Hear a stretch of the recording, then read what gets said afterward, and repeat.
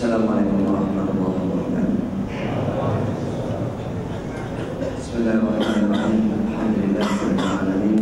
Hamdan katsiran thayyiban mubarakan fihi kama yuhibbu rabbuna wa yarda. Asyhadu an la ilaha illallah wa la syarika lah wa asyhadu anna Muhammadan abduhu wa rasuluhu sallallahu alaihi wasallam wa ala alihi wa sahbihi wa man.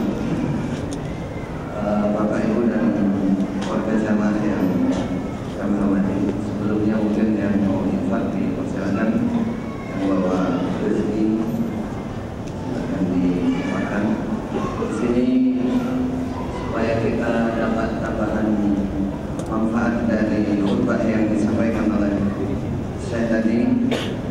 Maka saya sedikit menerjemahkan secara ijmal, secara global ya, supaya betul-betul peringatan-peringatan yang ditulis dalam khutbah ini dapat kita ambil manfaatnya.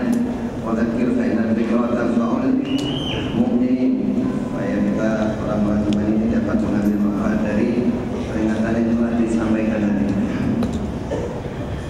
Dalam pembukaan sini bersyukur kepada Allah, alhamdulillah yang telah memenuhi hati orang-orang yang beruntung dengan keimanan, dengan cahaya keimanan, sehingga dia bisa betul-betul taat dan tunduk kepada Tuhannya.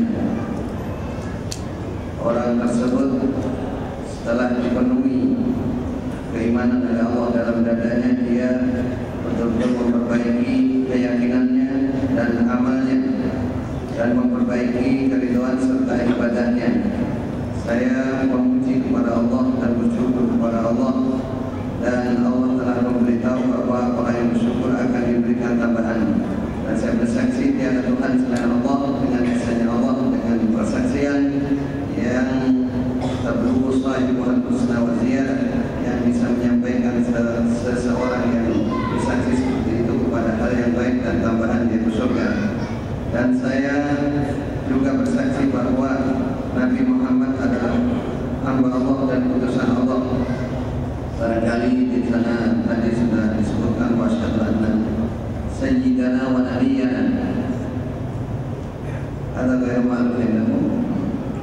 Baru pertama kali dengar istilah sayyidana, supaya diketahui sayyid itu maknanya adalah tuan atau pemimpin yang mutlak tidak boleh atau dilarang itu ketika kita membaca sholawat yang ada hadisnya atau di dalam sholat. Adapun sebutan sehari-hari kalimat sayyid itu kalimat maknanya adalah pemimpin atau tuan. Nabi juga pernah bersabda dalam khutbahnya, ana sayyidu waladi Adam. Ana sayyidu waladi Adam. Apa maknanya? Saya adalah tuan atau pemimpin anak Adam. Nabi pernah mengucapkan hal itu di waktu khutbah, di waktu nasihat. Wala fakhra. Ana sayyidu waladi Adam wala fakhra.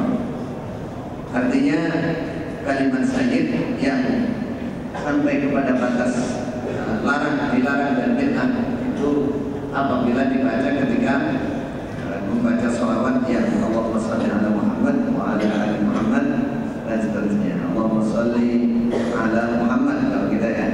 Terus ditambahi Allahumma sholli ala sayyidina Muhammad.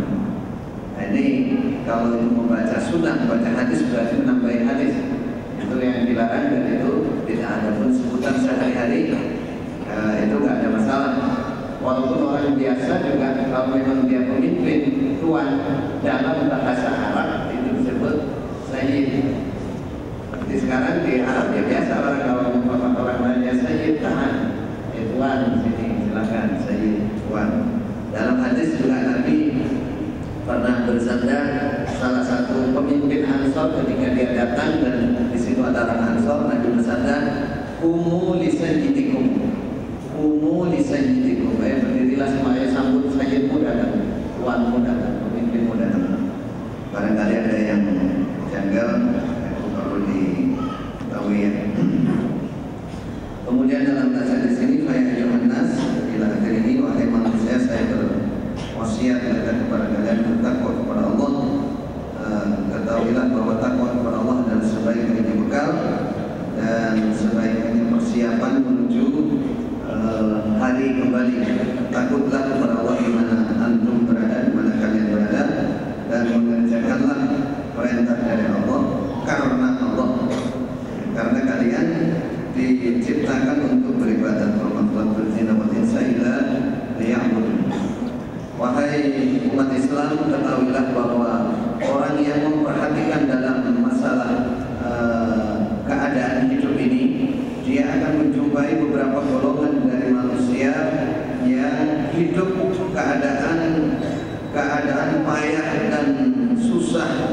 dan lain-lain, celaka dan lain-lain.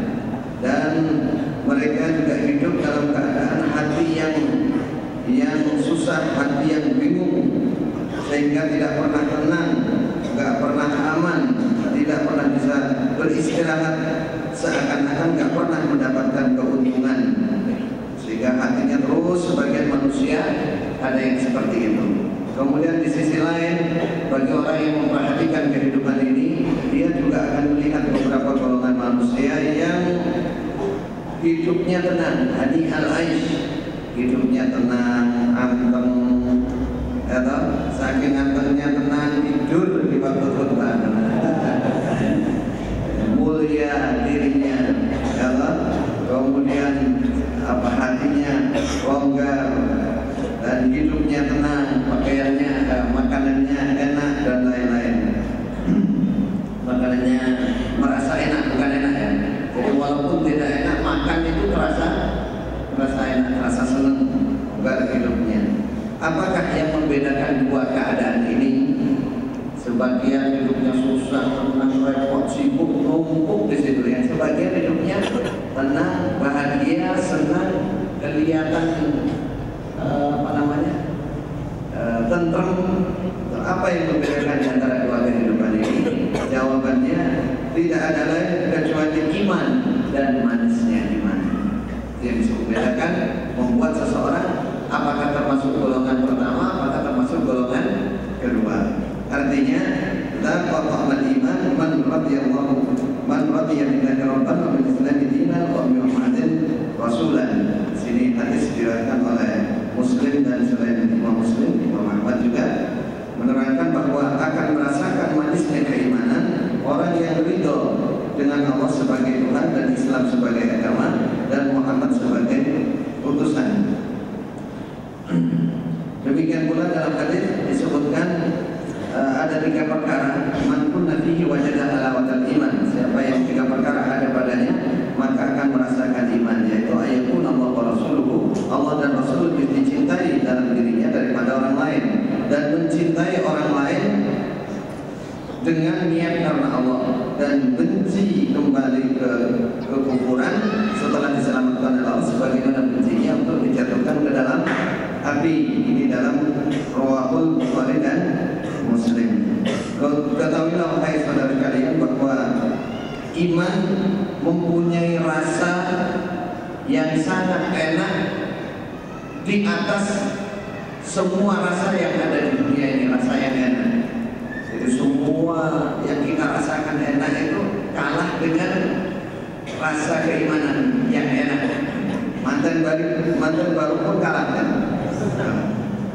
Dan supaya diketahui bahwa manisnya keimanan atau rasa keimanan ini letaknya di dalam sini, di dalam hati, bukan dirasa dengan mulut.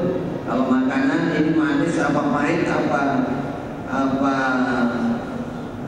asin, karena kan pakai mulut ya, pakai lidah, lisan. Kalau ini yang namanya rasa keimanan, manisnya keimanan itu adalah perasaan yang dirasa di dalam hati. Keimanan, manisnya keimanan kalau digambarkan sebagaimana jalannya air di atas pipa kalau sekarang, atau jalannya darah di dalam urat. Ini gambaran betapa longgarnya atau betapa enaknya orang menikmati manisnya keimanan. Tidak ada kesusahan, tidak ada kecewa, tidak ada kehidupan yang merasa sempit, bahkan keluasan dan rahmat dan keridhaan serta nikmat yang akan didapatkan yang menyertai manisnya keimanan. Manisnya keimanan itu juga pada air itu, karena yang khutbah ini orang Arab. Kalau bagi kita air mengalir itu biasa. Banyu milik, betul banyu milik. Orang Arab itu lihat air mengalir itu suatu keindahan yang luar biasa. Nah, dari apa yang dilihat oleh saya di sini nggak ada yang indah kecuali di Wonosalam kemarin. Wonosalam kita ajak ke Wonosalam itu merasa indah. Ada jannah di surga. Ada di dunia pakai jannah al-hakiki. Ini di dunia bagaimana di surga yang sesungguhnya. Karena apa?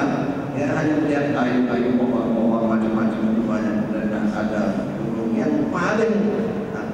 mengesankan lagi turun di kali itu, kali untuk air mengalir itu sauman sekali. Kalau kita kan sudah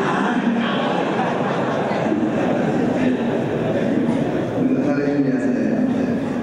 Di sini santai, nikmatnya manisnya keimanan digambarkan air mengalir ya. Saking merasakan sesuatu lebih daripada yang lain.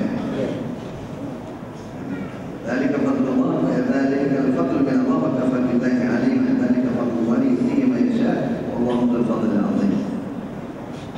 Keimanan kepada Allah itu adalah ketenangan diri dan petunjuk yang ada di dalam hati.